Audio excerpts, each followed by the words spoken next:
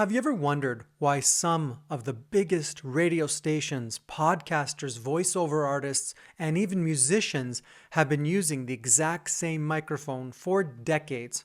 Well, today we're taking a look at one of the most legendary microphones ever made. That's the Electro-Voice RE20 in black.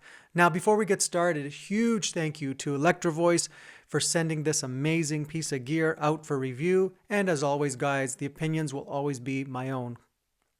Today, we're going to do sound tests, talk about features. I'll share my honest thoughts after spending time and speaking and even singing through this legendary microphone. I know you guys want me to start with some sound tests, and then we're going to get into the details. Okay, now we're going to do a proximity test and see how it sounds when I'm further back and when I get close. Okay, so right now I'm about 6 inches away. That's 6 inches away. 4 inches away. I'm 4 inches away. Now I'm about 2 inches away.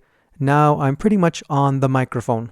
So you can see that the boominess doesn't exist. Just the volume increases, obviously. But I love that the muddy and boominess does not exist. That's a big one for me. I love that. Let's move on to the plosives test. It's got that filter built in to help with that. So let's see how it does. Peter Piper, Peter Piper, Peter Piper, Peter Piper, Peter Piper, Peter Piper, Peter Piper, Peter Piper, Peter Piper, Peter Piper. Not bad, right? Okay. I also have a song for you guys. So a little quick song, Amazing Grace, because it doesn't have copyright strikes. That's why I sing that song. And it's a nice song. I added a bit of reverb. No settings been changed. Just added a bit of reverb because I like singing my songs with a little reverb. So let's see how that sounds. Amazing grace, how sweet the sound that saved a wretch like me. I once was lost, but now am found. Was blind, but now I see.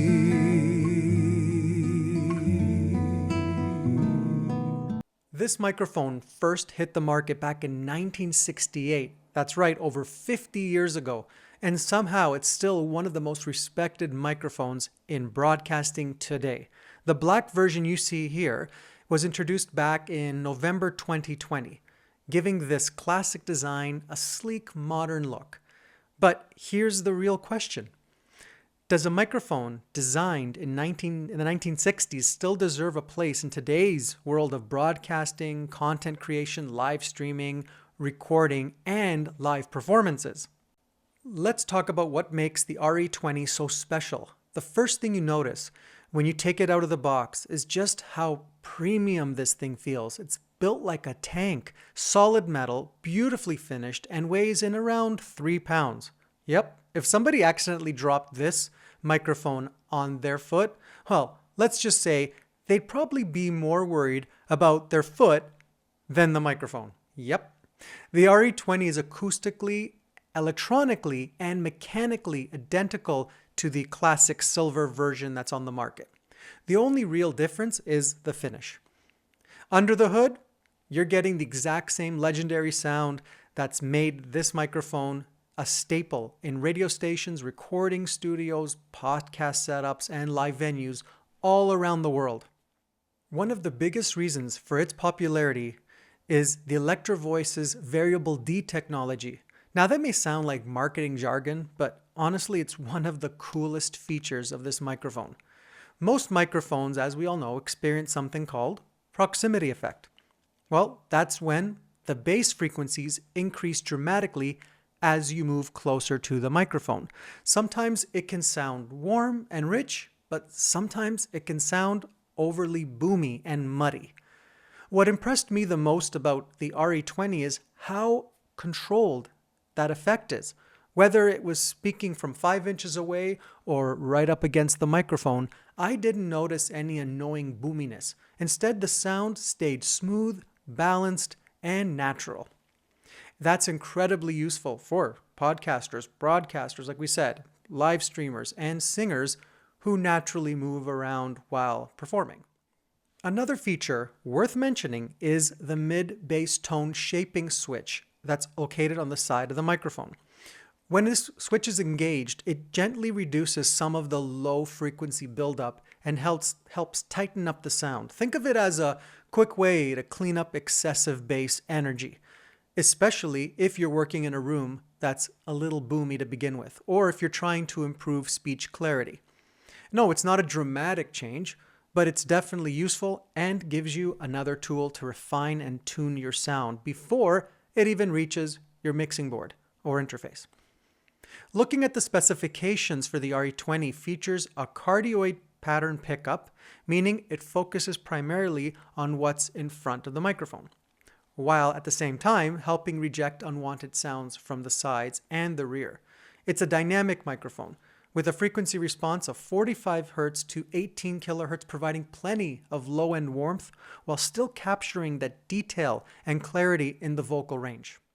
One thing that surprised me during the testing that I was doing with this mic is how much I enjoyed it for singing. Guys, most people immediately think of this microphone for, like we said, broadcast microphones, and for good reason.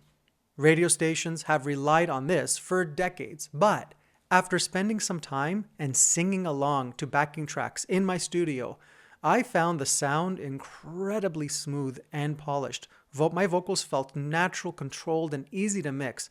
Depending on the size of your stage and your application, well, I could absolutely see this being a fantastic option for live vocals as well. The RE20 includes an integrated pop filter and a humbucking coil.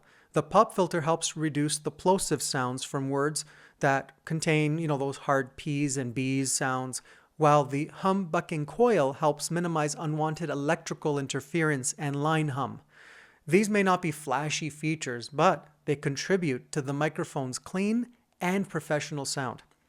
Now, let's talk about price. The RE20 is currently selling for approximately $450 US or around 649 Canadian dollars. Is it cheap? No. This microphone represents a serious investment.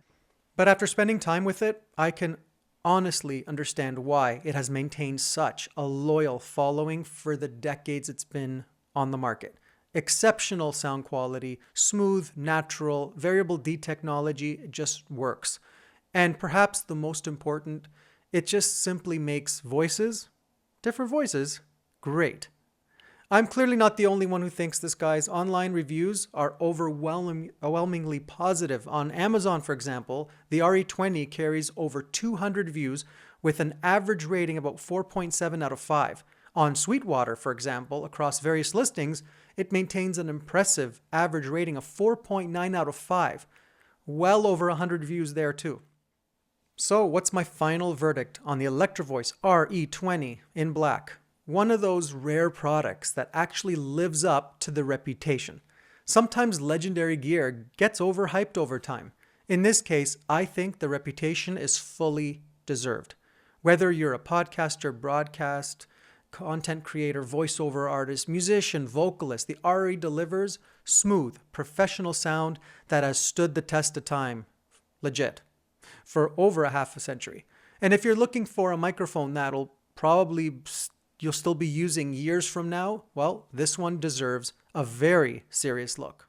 As usual, guys, now I want to hear from you guys. Have you ever used the Electro-Voice RE20?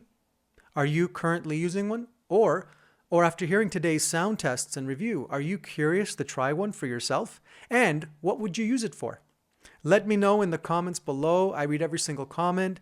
If you enjoyed this review, don't forget to like, subscribe, and ring that bell notification so you don't miss future audio gear reviews, comparisons, and gear chat. Thank you guys so much for watching and hanging out with me. I'm Chris from the Sonic Spectrum, and as always, I'll see you in the next one.